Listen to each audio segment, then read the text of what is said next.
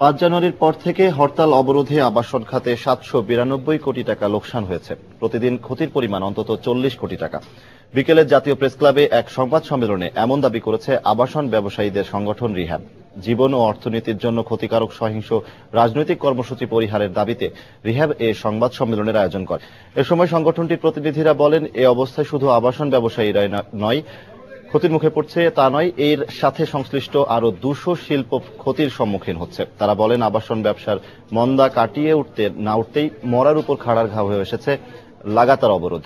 চলমান পরিস্থিতিতে গভীর উদ্বেগ জানান তারা। এছাড়া ব্যবসার এমন অবস্থায় ২ বছরের জন্য ঋণ পুনঃতফসিলীকরণ এবং গ্রাহকদের এক অঙ্কের সুদে ঋণ দেওয়ারও দাবি জানিয়েছে রিহ্যাব। আবাসন খাতে অদ্যাবধি প্রায় ৭৯২ কোটি টাকার ক্ষতি হয়েছে। দেশের এই চরম সংকটময় অবস্থায় দেশের রাজনৈতিক দলগুলোকে সহিংসতা পরিহার করে দেশে শান্তি আনয়নের অনুরোধ জানাচ্ছি এবং রাজনৈতিক প্রতিবাদের ভাষা পরিবর্তন করারও আহ্বান জানাচ্ছি। অর্থনীতির স্বার্থে রাজপথে আন্দোলন না করে সামাজিক যোগাযোগ মাধ্যমে মত প্রকাশের আহ্বান জানিয়েছেন বাংলাদেশ ব্যাংকের গভর্নর ডক্টর আতিউর রহমান। বিকেলে বাংলাদেশ ব্যাংক